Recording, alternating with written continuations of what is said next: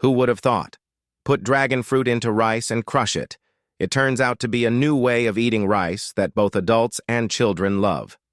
Many Western restaurants sell similar dishes for 88 won each. First, prepare the right amount of rice based on the number of people in your family. Pour water over the rice, wash it twice, and don't throw away the rice water. Pour the rice water into a large bowl and set it aside. Next, peel a dragon fruit and add it to the rice. Wear a glove and crush the dragon fruit with your hands. The more you crush it, the better. After crushing, pour the mixture into a rice cooker. Add a bowl of water, using the same amount as you would for regular steamed rice. Cover and steam for 50 minutes. While waiting, prepare 3 potatoes.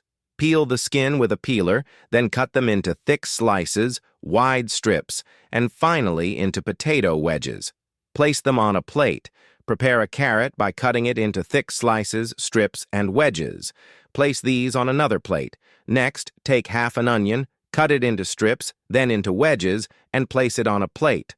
Cut a broccoli, 2 yuan's worth, into small pieces, then divide each piece into even smaller ones. Broccoli is nutritious, and place the broccoli on a plate. Finally, prepare 2 yuan's worth of shrimp. Peel off the shells, heads, and veins, leaving only the tails. Arrange the shrimp on a plate and set aside. Heat a little cooking oil in a pot. Once the oil is hot, add the potatoes and carrots. Stir-fry them for 2 to 3 minutes. Then, add the onion and shrimp and stir-fry for another 2 minutes. Pour in a bowl of boiling water.